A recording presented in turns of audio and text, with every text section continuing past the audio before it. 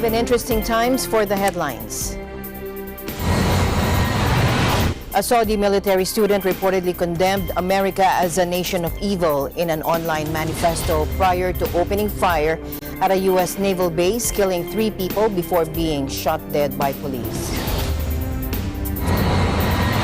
The Department of Health in American Samoa has now declared a measles outbreak after confirmation of 9 samples sent to Hawaii for testing, and our EBC Hawaii Bureau's Alfred Acenas has an update. Hundreds of pro-Beijing supporters take part in a patriotic rally in Hong Kong on the eve of a massive planned march from the opposing pro-democracy activists. But the demonstration turns ugly as some reporters are heckled, beaten, or chased away from the scene. Several Australian bushfires have combined to form a mega fire that is burning out of control across a swath of land north of Sydney. And authorities are warning that they cannot contain the blaze.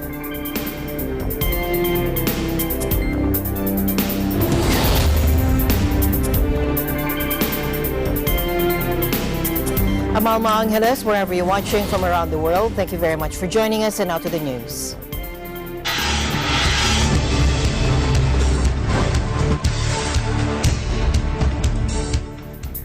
A Saudi military student reportedly condemned America as a nation of evil in an online manifesto prior to opening fire at a U.S. naval base, killing 3 people before being shot dead by police. Take a look. The shooting, which took place in a classroom building at Naval Air Station Pensacola in Florida, left 8 others wounded, including 2 sheriff's deputies who responded to the attack. Authorities identified him as Mohammed al-Shamrani. He was attending the aviation school at the base, one of hundreds of international military members who are receiving training there. Armed with a semi-automatic handgun with an extended magazine, the shooter opened fire in a classroom building on Friday morning. Now, he was apparently firing at random and at one point was slowed when somebody barricaded the door, allowing others to flee out of the building. The attack left 4 people dead, including the assailant, and multiple people wounded. Florida Governor Ron DeSantis said the shooter was from Saudi Arabia, the same nationality as 15 of the 19 men involved in the 9/11 attacks, some of whom attended civilian flight school in Florida. I think there's obviously going to be a lot of questions about, this individual being a foreign national, being a part of the Saudi Air Force, and then to be here training on our soil to do this.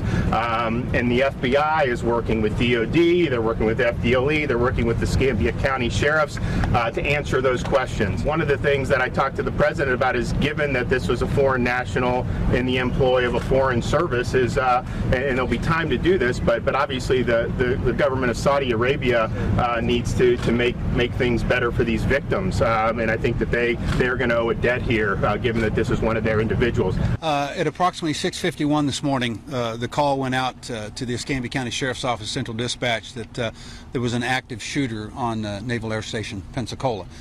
There are 4 people right now deceased. 1 is the shooter, and there are 8 people currently at Baptist Hospital. 1 of them have deceased, and then there are 3 remain at the crime scene. So it was a total of 11 people, 4 of which have deceased. 1 of those 4 is the active shooter. I know you're not able to say that much about the shooter, but did he have business being on the base? I don't even want to. I don't want to say. I'm sorry. Our community is secure at this time. We have no reason to believe, or are we looking for any additional shooters within Escambia County, not just within the parameters of NAS Pensacola. The site intelligence group, which monitors jihadist media, identified him as Mohammed al-Shamrani, saying he had posted a short manifesto on Twitter that read, "I'm against evil, and America as a whole has turned into a nation of evil. I'm not against you for just being American. I don't hate you because your freedoms. I hate you because every day you supporting, funding, and committing crimes, not only against Muslims, but also humanity," he wrote. Now, ABC News reported that investigators were working to determine if it was in fact written by the shooter. Al-Shamrani began his training in August of 2017 and it was scheduled to last until August of 2020. His program included English language training, basic aviation, and initial pilot training. Saudi Arabia's King Salman telephoned U.S. President Donald Trump to denounce the shooting. King Salman of Saudi Arabia just called to express his sincere condolences and give his sympathies to the families and friends of the warriors who were killed and wounded in the attack that took place just recently, just this morning in Pensacola, Florida.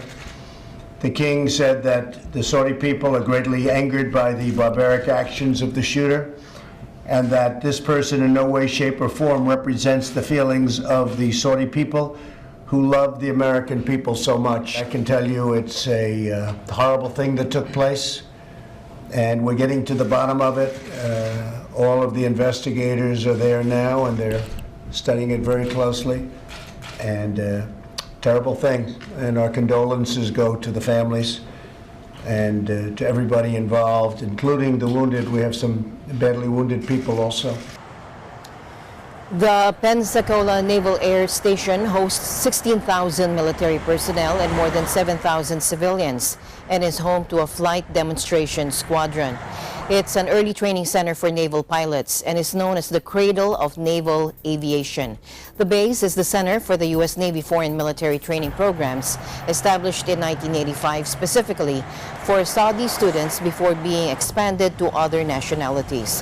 While mass shootings in the United States are common, they are rare at military facilities. And another military base shooting just the other day. The last time a mass shooting took place in Hawaii was 20 years ago. Now, during the so-called Xerox murders that resulted in 7 employees being killed, the Aloha State encounters a similar horror, again this time inside a military base at Pearl Harbor. Ron Hamilton has the details. It's been more than 20 years since Hawaii has experienced a mass shooting incident. But today, residents and visitors alike were shocked to hear that a Pearl Harbor sailor had shot 3 people before turning the gun himself. At around 2:30 local time, a U.S. Navy sailor entered the Pearl Harbor Navy shipyard and shot 3 civilian men before taking his own life. 2 of the victims were taken to area hospitals where they were later pronounced dead. The 3rd victim, age 36, was taken to Queens Medical Center in Honolulu, where he's under guarded condition. Because the shooting took place inside a military installation, authorities had to close several gates, preventing everyone from entering and exiting, as well as containing the situation to prevent any threats from the outside. First responders from within the base, as well as counterparts from the city and state, arrived at the scene. At about 3:35 p.m., military and civilian personnel in Hawaii received alerts from the Department of Defense on their phones, computers, and even on social media. Announcements and information were also heard through PA systems. This is the Department of Defense Alert Mass Notification System. Here is your message. Joint Base Pearl Harbor Hickam security forces have responded to a reported shooting at the Pearl Harbor Naval Shipyard. The incident occurred at approximately 2:30 p.m. Due to the ongoing security incident, access/gates to JBPHH are closed. We will update when we have further information. The gates were finally opened at about 4 p.m. According to the commander of Navy Region Hawaii, the alleged gunman was assigned to the submarine USS Columbia, and all 3 victims were employees of the shipyard. As of this report, neither the identities of the victims, the weapon used, nor the motive for the shooting have yet been disclosed. Honolulu resident Nicole shares her first-hand account on today's tragic event. I was on Ford Island at the USS Battleship Missouri when I heard about the incident. So we heard this alarm go off, an alarm that I've actually not heard before, and we were being ushered and rushed onto the Battleship Missouri to take cover.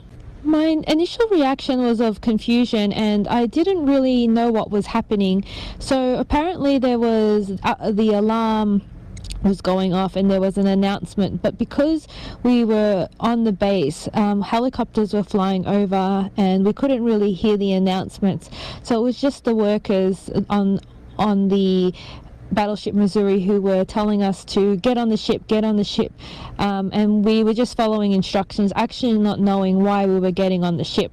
The reaction of the people around me were of confusion, similar to me. Most of the people were tourists, and we just weren't sure what was happening. And it wasn't until we got onto the ship that we were told that there was an incident on the base, and that it was a lockdown, and we were safe on the ship, and we had to stay put until otherwise told.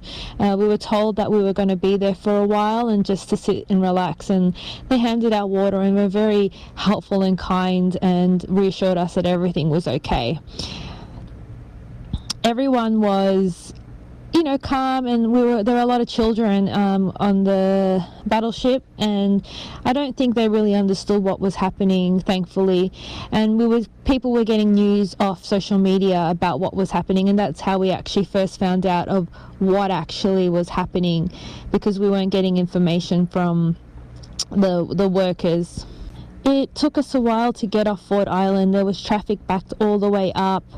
And then once we got off the base, the traffic on the freeway was your typical rush hour traffic, plus I guess everyone that would normally leave earlier was leaving all at the same time. So it was just unfortunate timing that everyone was leaving the base at peak hour traffic.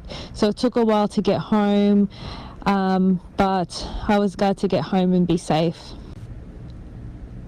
After what happened today, I still feel like Hawaii is a very safe place to live and work. These incidents do not happen very frequently, and the incident today happened on a base where normally I'm hardly ever on a base. Today was just a very unlucky situation to be that close. So I don't think I've lost my confidence in Hawaii's safety. I think it has one of the strictest, if not the strictest, gun laws in the USA. Additional security members can be expected not only on Pearl Harbor Hickam, but also in other military bases throughout the Aloha State. Reporting from Honolulu, Hawaii, this is Ron Hamilton with Eagle News. I am one with 25.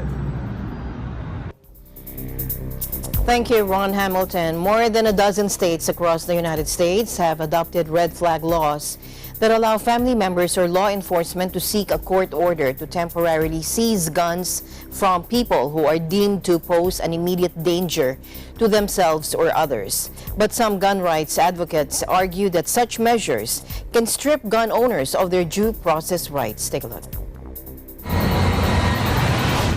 Andrea Chambly finished the book that her husband was writing when he was killed in a mass shooting. Since then, she's become an advocate for gun violence prevention. It's too late to save my husband. Our country had a chance to save people like my husband, and we failed. John McNamara was among 5 people who died in June 2018 when a man opened fire at the Capital Gazette newspaper in Annapolis. The shooter had posted threats online against the company. The attack occurred before new state legislation to confiscate guns from people deemed dangerous took effect. More than a dozen US states have passed similar measures known as red flag laws. They allow family members or law enforcement to seek a court order to temporarily take guns away from a person who poses a danger to themselves or others. But some gun advocates say red flag laws go too far. My neighbor could decide that they don't like me for whatever reason and call the police and tell them that I'm a threat to the community. And without due process, I can be taken into custody and my guns can be taken from me. Roughly 1/3 of US adults say they own a gun. A recent survey found that Americans increasingly support stricter gun legislation. Proponents of red flag laws say they do in fact help save human lives. You have to make the policies make sense. But when you look at things like common sense gun laws, background checks, the red flags, that has to be a must. Gavin Buckley, the mayor of Annapolis, where the Capital Gazette shooting happened, grew up in Australia and supports red flag laws. His home country decided in 1996 to implement a gun buyback program, but Buckley doubts that it would be feasible in the US. I think the magnitude of weapons in this country compared to Australia is hard to match. There are obviously more weapons, more guns in this country than people, so the task is much bigger. As lawmakers debate red flag laws at the state level across the country, there is little indication that the US Congress will pass any major piece of gun legislation before the presidential election next year.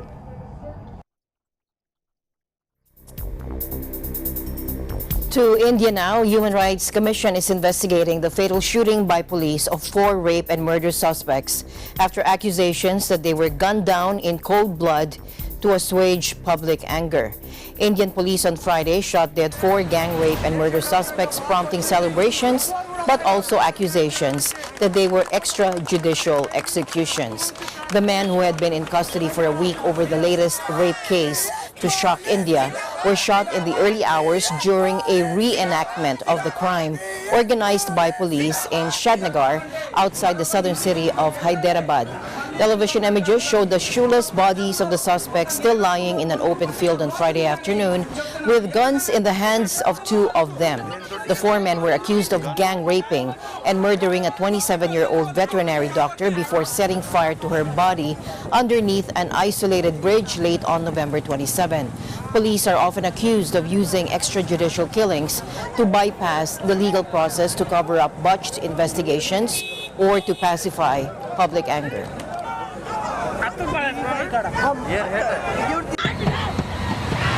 In a separate case, an Indian woman died late Friday night after being set on fire, allegedly by men she was en route to give evidence against in court for raping her, according to the PTI Newswire.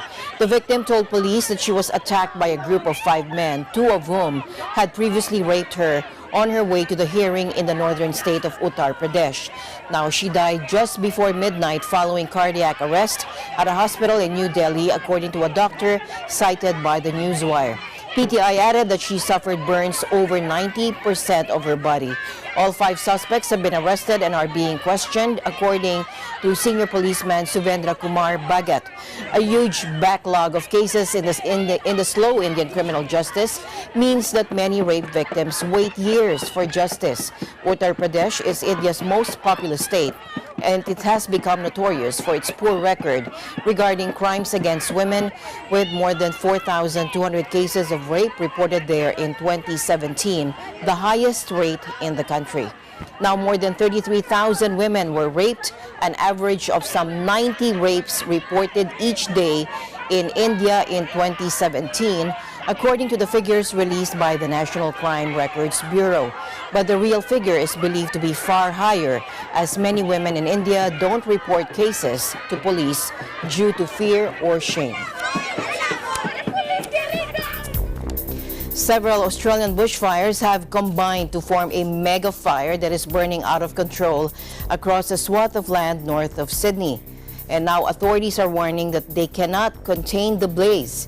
New South Wales Rural Fire Service Deputy Commissioner Rob Rogers said there are probably more than 8 fires in all that have merged to form what has been dubbed a mega fire in an area of National Park Forest. Now, the blaze was burning across 300,000 hectares, an area roughly 60 kilometers across, within an hour's drive of Australia's largest city. With another 50 fires also burning in the state of Queensland, Australia's east coast has been blanketed with thick smoke. As a result, dozens of schools have been forced to close or keep children indoors during lunch breaks. Since the beginning of the bushfire season down under, 6 people have already lost their lives. Firefighters from Canada were briefed in Sydney on Friday, and they will be deployed across New South Wales over the weekend to be joined by teams from the United States. Bushfires are common in Australia, but scientists say this year's season has come earlier and with more intensity due to a prolonged drought and climatic conditions fueled by global warming. Massive flames burst out of the national park. In other news, Tesla co-founder Elon Musk was cleared of defamation on Friday by a jury in Los Angeles over a tweet in which he labeled a British caver pedo guy. Take a look. Now, the jury deliberated less than an hour before ruling in favor of Musk and clearing him of any liability in the high-profile case that pitted him against Vernon Unsworth. Unsworth had sought $190 million in damages from the tech billionaire, arguing that his reputation had been damaged by the tweet. The only thing I'm going to say is the jury got this right, and we don't have any further comment at this time. But how is Mr. Musk with the decision? Everyone is well. Thank you all.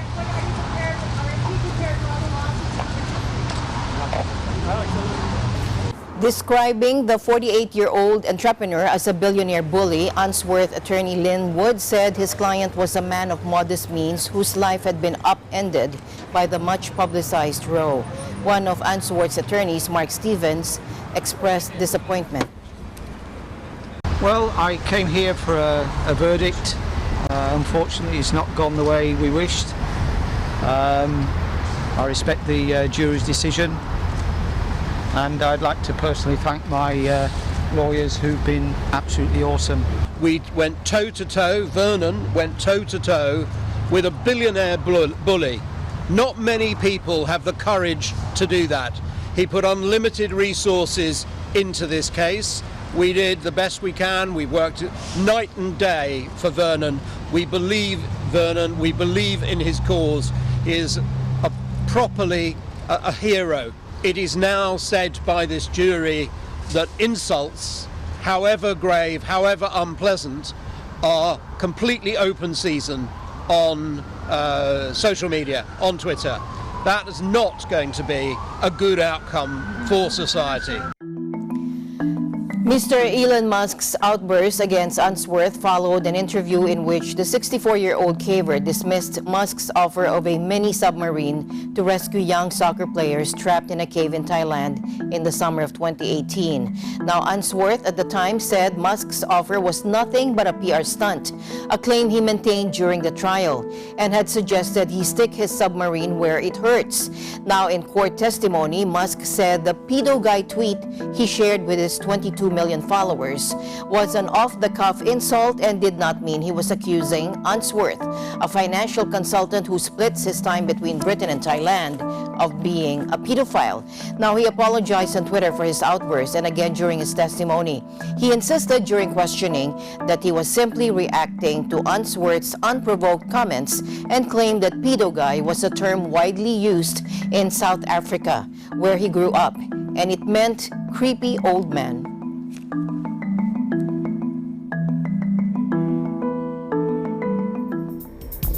In other news, thousands of people took part in a new protest in Santiago, Chile, 50 days after the start of the worst social outburst there in 3 decades, amid criticism from the Inter-American Commission on Human Rights for the excessive use of police force. Estoy aquí a 50 días del inicio de esta rebelión popular, manifestándonos con toda nuestra fuerza en contra de la agenda represiva del gobierno, porque el día de ayer se aprobó una ley antiprotesta, una nueva ley maldita que viene a criminalizar la protesta social, la paralización de los trabajadores, la movilización de la juventud, y creemos que tenemos que mantenernos en las calles, mantener nuestra presencia y hacer como lo están haciendo hoy en Francia. The Inter-American Commission on Human Rights on Friday condemned Chile's use of excessive force in confronting protesters and called on the government to immediately halt all repressive measures. The commission, part of the Organization of American States, or OAS, said the social unrest in Chile had cost the lives of 26 people since mid-October, with some 12,600 injured and more than 20,600 detained. Of the 26 deaths during the protests, at least 5 were attributable directly to state security forces and 2 occurred in custody, according to the report. The commission voiced extreme concern over the high number of people suffering eye injuries due to police crowd dispersion tactics, with more than 280 people allegedly suffering vision problems. President Piñera said Thursday that police authorities may have broken protocols in responding to the protests, and he said prosecutors will investigate whether they violated human rights. The massive protests began with a demonstration against a price hike on metro tickets in Santiago. And then it sparked violent protests across the country in which demonstrators voiced a host of complaints against the conservative government of President Sebastián Piñera.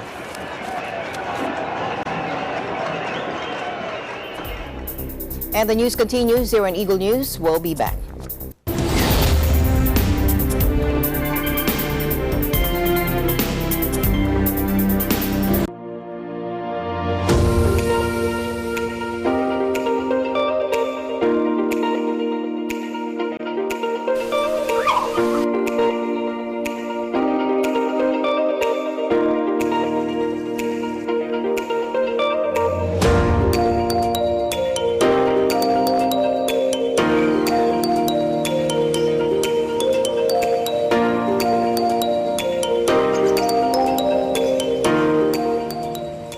Visiting the Philippines, Manila or Quezon City is a popular destination.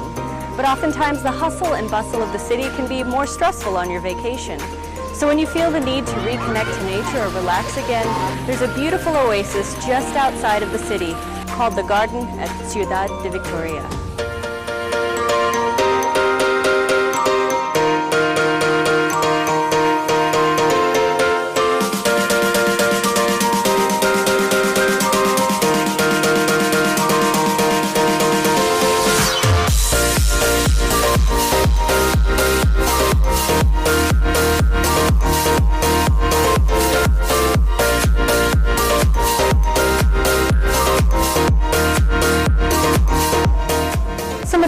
That you can see here include hydrangea, snapdragon, and stargazers. They're truly beautiful.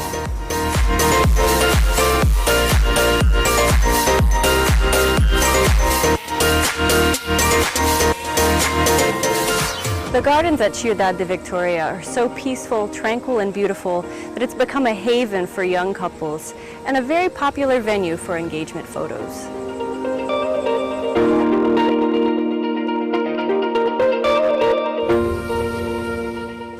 The next time you want an escape from the big city, the garden at Ciudad de Victoria is a wonderful place to visit.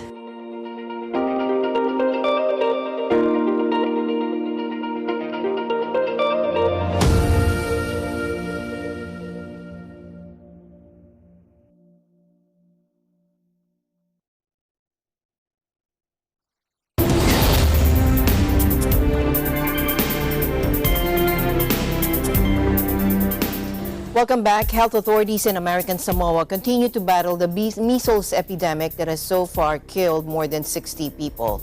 The government said almost 200 new measles cases had been recorded since Sunday, with the rate of infection showing no sign of slowing. We have an update coming in earlier from our American Samoa correspondent Arian Torres. Let's take a look back, Arian. Talofa, this is Arian Torres, Luan, your ABC correspondent here in American Samoa. Here is an update on the ongoing measles outbreak in the independent state of Samoa. The latest number of fatalities in the country has now reached 55 out of thousands of cases already confirmed since October. There was supposed to be a press conference hosted by the Department of Health last Friday. However, for some reason, the press briefing got cancelled at the last minute. I did speak personally with the Deputy Director of Department of Health, who confirmed to me that Governor Lolo Molina called for some type of emergency meeting with the key government leaders. Whether or not it has something to do with the measles epidemic remains to be determined. For now, as you can see behind me are the pack of people from the community, parents along with their children waiting for their turn to get the MMR vax. And according to Samoa Observer via Twitter, Samoa government plans to shut down some of its offices and services this week. And meanwhile, there are 153 cases of measles as of today. This is all for now. Reporting from Pango in American Samoa, I am Arian Torres, Suwan, always one with 25 Papitay Telelau. Meanwhile, the Department of Health in American Samoa has now declared a measles outbreak. We have a report coming in from our EBC correspondent, Alfred Asenas. Alfred? Earlier this afternoon, Governor Lolo Molina, along with his staff and other public officials, held a press conference at the pavilion-like structure, or fale, along Utale Beach in the capital city of Pangu Pangu, where he publicly confirmed that there is, in fact, a measles outbreak in the territory of American Samoa. Not too long after, the government also took to social media while they were broadcasting through normal channels as well as through social media. They also posted messages such as this Instagram that I'm about to show you, and if I may just read a portion of it, that all schools, both public and private, ECE daycare centers and kindergarten will be closed on Monday and until further notice due to the measles outbreak there in American Samoa. And they have also put out some numbers of cases to include several children and adults, and also they have looked into travelers and local residents that are still under investigation.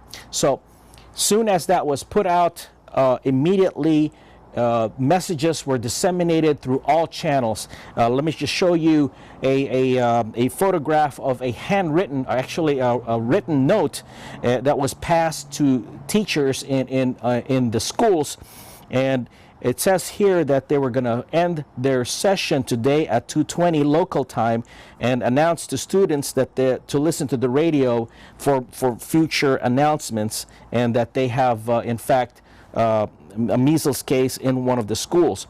So as this was also being passed to teachers with these notes, there was also some email traffic that went out, and one of our sources close to Eagle News was able to provide us this extract that all school-related activities are placed on hold until further notice. And if you look at the bottom portion of this message, you have this list of activities, of events, such as collegiate level testing for the upperclassmen, some cultural festivals, and even sporting events. This is the time of year in December where just before they begin their winter break, if you will, they would have these major events for sports, and they would also have these social gatherings, cultural events, as they begin the holiday and travel season. So there's a lot of these events that are now being canceled or postponed. And there's one more message that we want to share with you. It's another message through social media about a fundraiser that was supposed to be held on Saturday, a Zumba fitness and fundraiser event that the PTA and Parent-Teacher Association and the school officials have decided to cancel due to the outbreak of the measles in the territory.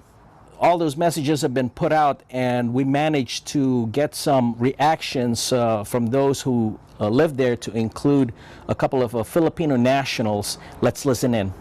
I'm surprised that it's here. I've been hearing a lot of advices from the news that they're trying to prevent it from coming here. Still, it wasn't effective, I guess. So all in all, it's just surprising that with all the efforts that the government has made, still we have an incident here.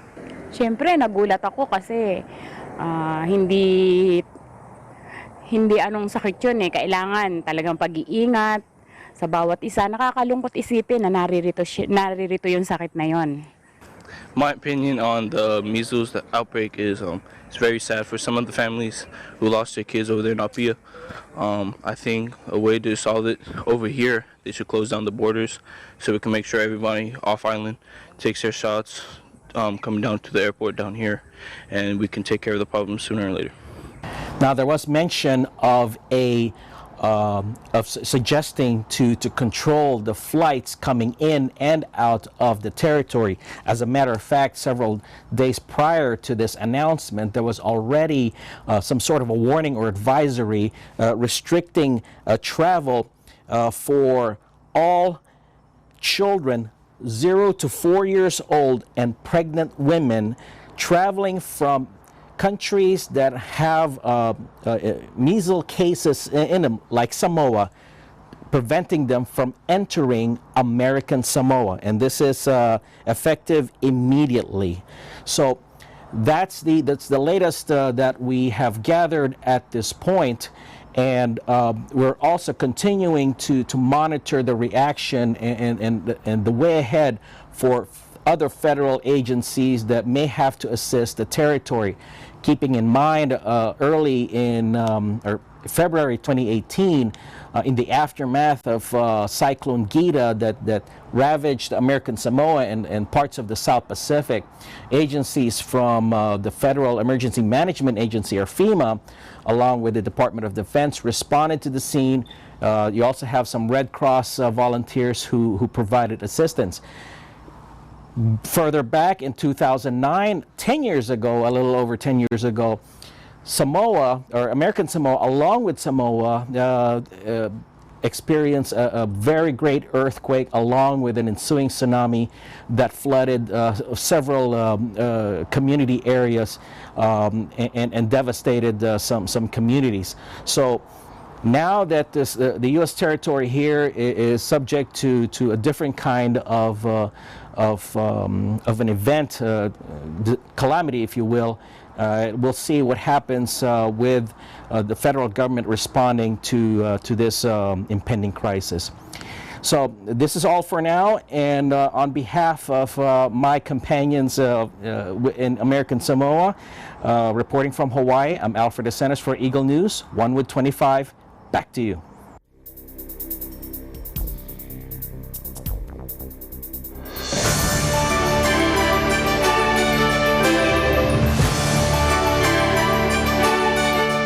All right, let's now go to Ben Bernaldez, where he's at the New Clark City. Let's get an update on the ongoing SEA Games. Ben?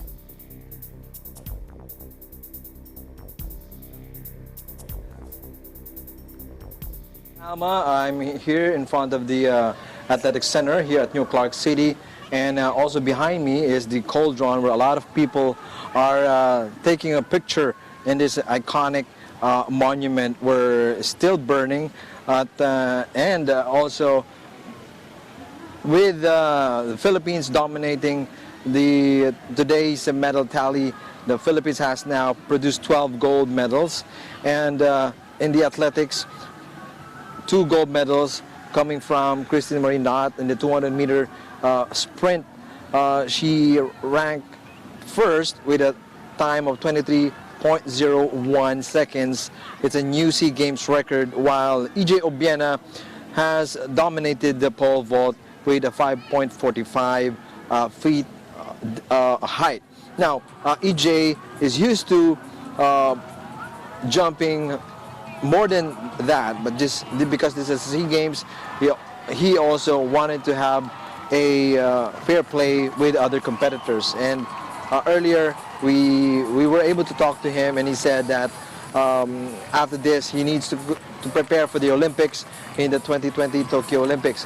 And he also would like to congratulate his 17-year-old teammate who at a very young age, he saw potential.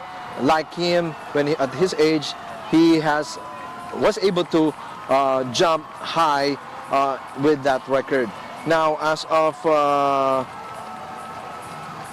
now at around 9:45, the Philippines now has an 81 golds, and the silver and bronze is now at 59-60, and followed by Indonesia with 47, 45, 53 gold, silver, and bronze, and Vietnam in third place with 41, 46, 59 gold, silver, bronze.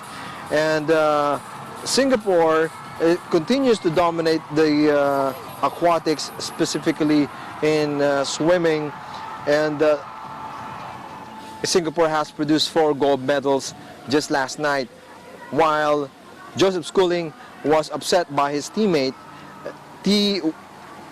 in the 50-meter butterfly with Chong Chen Wei. And Schooling clocked in 23.61 to get the silver, while Chong Zhen won the event in 23.55 seconds to take the gold. The bronze went to the Indonesian Glenn Victor Suntanto, who timed 23.84 seconds.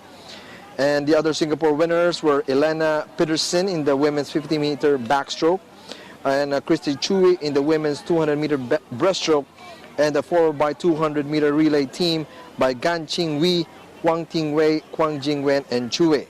While in the 4x200-meter relay, Singapore topped the medal tally, followed by the Philippines to take the silver, and Thailand in 3rd place. And still the swimming is still ongoing, and the relay, the first time in the SEA Games, the mixed gender relay was played in the track, where the Philippines took the bronze medal and Vietnam took the first place. So in the mixed gender relay, there are 2 males and 2 females who would run the 4x400 meters. Tomorrow there's going to be a 100-meter sprint, and the other events, pole vault women, and also the relay. Alma? Yes, Ben, do you have an update on basketball, on favorite Gilas Pilipinas? Do you have an update for us?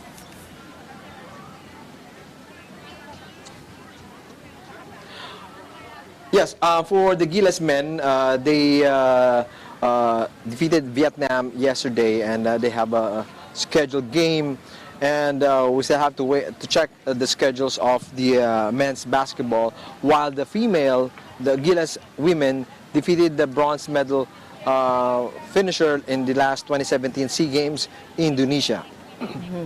Okay. All right. And, just another gold medal for Marjeline Didal in the skateboard event. Okay, so we're taking in a lot of medals, and we're still leading with the gold medals, right, Ben?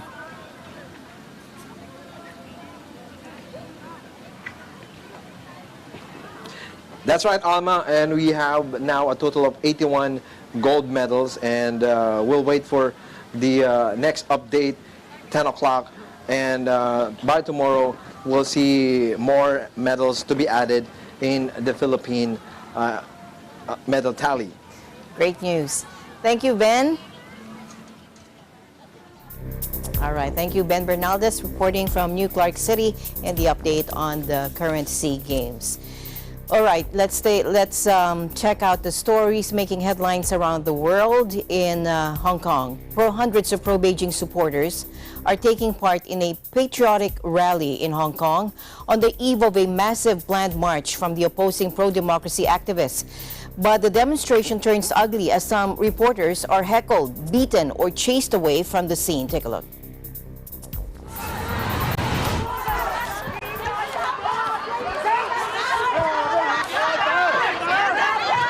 Now, Hong Kong pro-democracy activists on Friday vowed to hold another massive rally over the weekend and warned that the city's pro-Beijing leader not to think a recent lull in violence means that the public anger is weakening.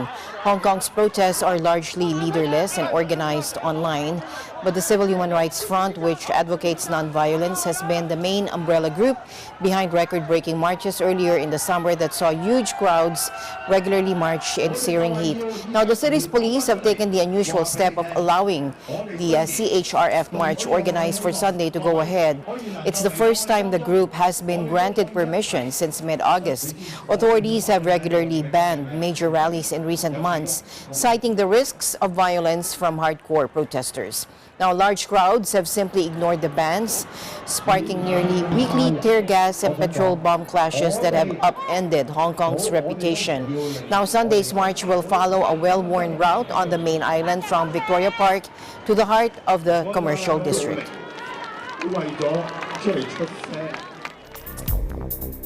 Meanwhile, China's head of public security called for stronger cooperation with Hong Kong's police on Friday, according to state media, as pro-democracy protesters vowed to hold another massive rally over the weekend.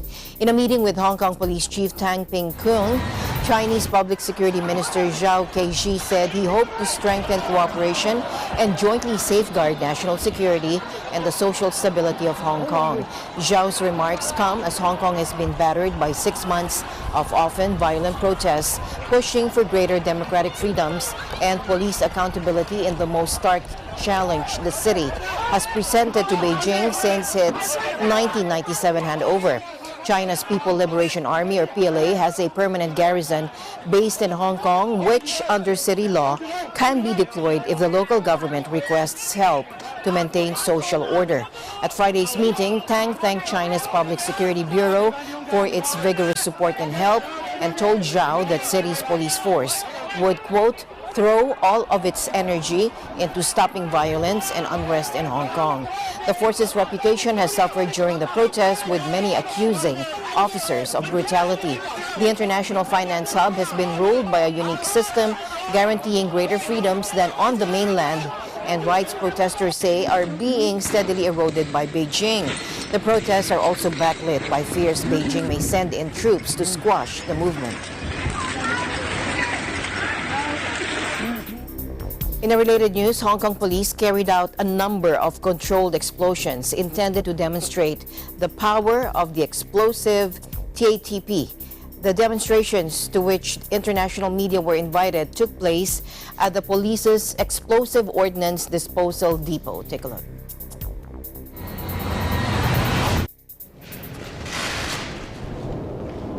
The workload in the last couple of weeks, particularly because of the chemicals and the falling units they use, been heavy.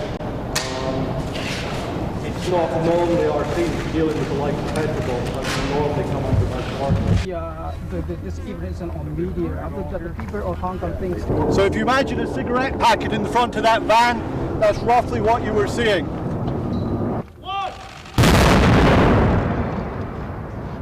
Well, all TATP is homemade. A homemade explosive of the nature of TATP is exceptionally dangerous. It is a sensitive primary high explosive.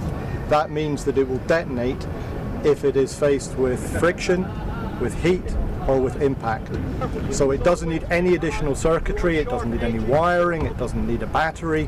If you hit it with a hammer, if you scuff it with your boot, you run the risk of it detonating, and that makes it extremely dangerous.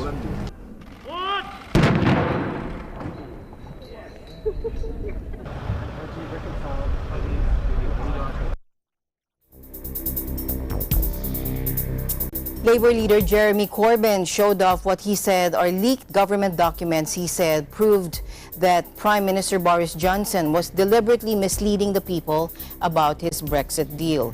He said the Finance Ministry papers suggested there would be customs declarations and security checks between mainland Britain and Northern Ireland, contrary to what he had said. It will, I quote, be highly disruptive to the Northern Irish economy. It says this deal will be the equivalent of imposing tariffs on 30% of all purchases made in Northern Ireland. What will that mean? The report spells it out. High street goods are likely to increase in price, which is likely to affect business profitability. If that's how Johnson defines a great deal for Northern Ireland, what's he got in store for the rest of us? This drives a coach and horses through the Prime Minister's claim that there will be, in his words, no border in the Irish Sea. It's simply not true. Johnson's deal will be disastrous for businesses and jobs all across the UK. And the government's confidential report confirms this. Unlike Boris Johnson's fraudulent Brexit, a deal on our terms will respect the priceless peace process in Northern Ireland and protect manufacturing and people's jobs. And then we'll put that deal to a public vote within 6 months.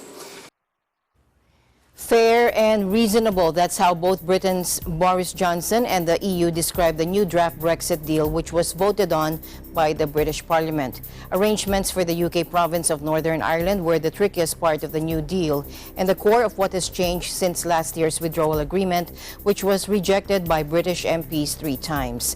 The new protocol stipulates that Northern Ireland remains in Britain's customs territory, but in practice there would be a sort of customs border between the province and the mainland. That's because of a hybrid system under which goods arriving and staying in Northern Ireland from non-EU countries, such as the US, will come under British customs rules, while those going on to the EU via Ireland will come under the EU system. Northern Ireland would keep aligned with the EU on a limited number of standards, so food, animals, and permitted industrial goods can more easily cross into or from Ireland. British authorities would have responsibility for the checks, but the EU has the right to have its officials present too to ensure the application of EU rules. At least 62 men, women, and children have died after a vessel carrying around 150 migrants sank off the coast of Mauritania, according to the UN Migration Agency, IOM. 83 survivors, including at least 10 youngsters, swam to shore after the tragedy off the North African coast and have been transferred to hospital, according to the International Organization for Migration. Now, it's said that the vessel left Gambia 8 days ago, bound for the Canary Islands before running low on fuel. Attempts to reach the Canary Islands from West African countries has increased in recent years as authorities have clamped down on crossings to Europe from Libya. The sinking in Mauritania is the largest known loss of life along the so-called Western Route this year, and the 6th deadliest migrant drowning globally, according to IOM data. Some 158 people are known to have died trying to reach the Canary Islands so far this year, according to the IOM, against 43 last year. The death toll from Wednesday's tragic sinking of a fishing boat carrying migrants to the Canary Islands rose to 62 late yesterday, with the recovery of 4 bodies, as IOM's efforts to help the survivors gathered. Based on the eyewitness testimonies we're receiving, there are concerns that this toll will continue to grow. IOM right now is focusing on helping the migrants recover from the shock, receiving appropriate medical treatment, and that specific health vulnerabilities amongst that population are identified. At least 150 people were thought to be aboard the vessel, which began its journey last Wednesday. That would be the 27th of November. In the Gambia. The organization is now working with ICRC in Mauritania to link families who believe their loved ones were aboard that vessel. Most insecure, food insecure place in the country. On the 40th anniversary this morning. And we have Bettina Lucia from World Food Program with us. Welcome back, Bettina. Next, Zambia has been added to the list of countries where the lack of food has reached crisis levels, the UN's Food and Agricultural Organization said, citing reduced harvests and high food prices in southern and western areas. The FAO reported that an estimated 2.3 million people are food insecure, more than 10% of the population. Zambia's addition to the UN list means that more than 40 countries are today in need of external food assistance. 32 of them are in Africa. In December 2010, FAO listed 29 countries requiring help, 20 of them African.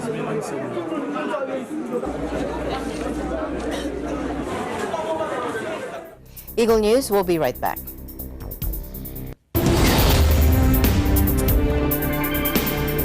Tungkulin na MTRCV ang mag-provide na appropriate rate.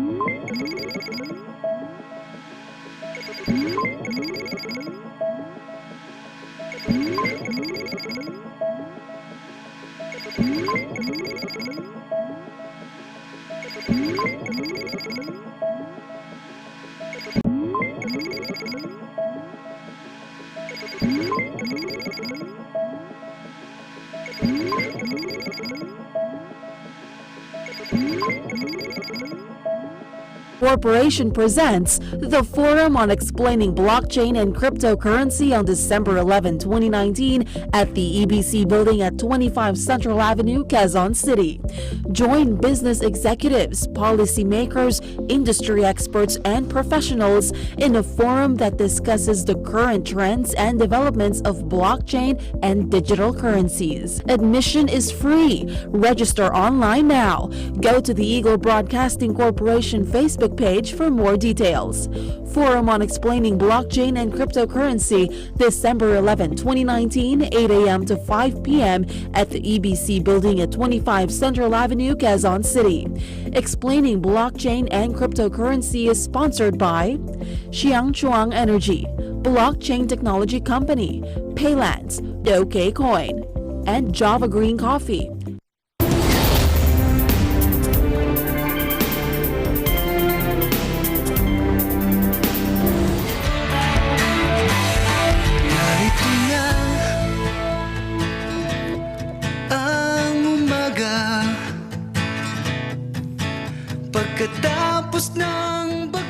All right, the non-stop Aid to Humanity project of the Iglesia Ni Cristo continues around the world. We have an update from Eduardo Boyosi Jr. reporting from Cambodia. The Iglesia Ni Cristo, or Church of Christ, hosted yet another Aid to Humanity program in Cambodia, this time reaching out to orphans at Holy Baby Pograbay Orphanage. Church members and officers eagerly participated in this event to show unity and love to the Cambodian communities, which they have been part of for 2 decades.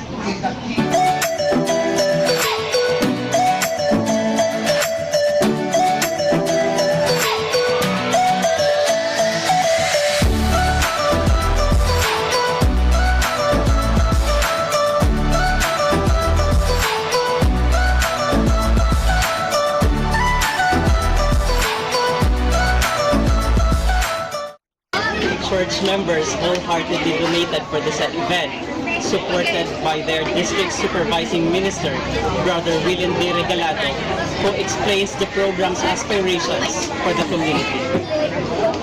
The Church of Christ, or Iglesia Ni Cristo, in the Ecclesiastical District of Thailand has just conducted a humanity project here in Cambodia, and the recipient of this Aid to Humanity project is the Holy Baby Pograbay Orphanage.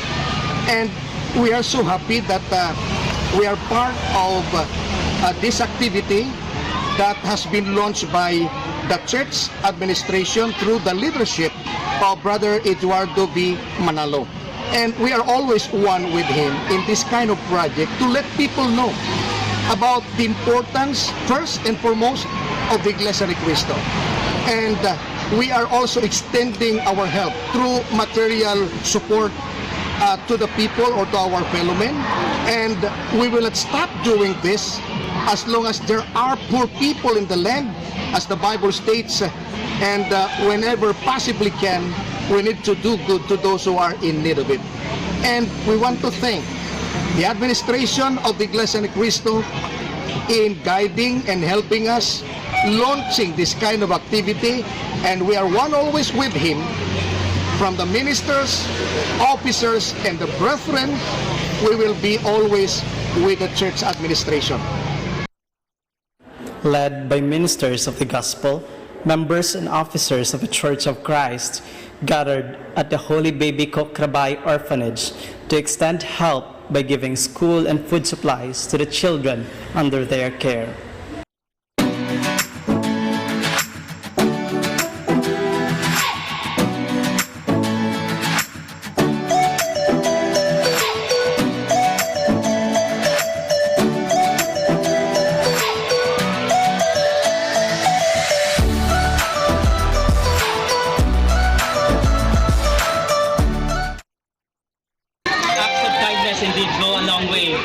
Serve as an inspiration not only to those who give it, but also to those who benefit from it.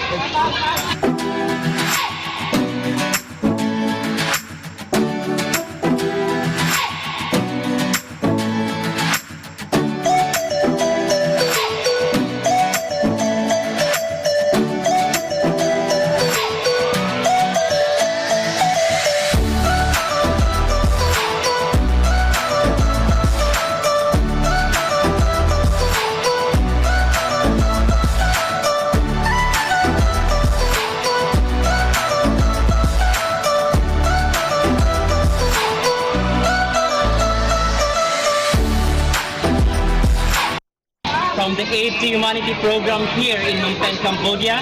I am Eduardo Boyosi Jr. and I am 1 with 25. And that's the news for tonight. Join us online and here again on Monday evening. From all of us here at Eagle News, I'm Alma Angeles, always 1 with 25. Good night.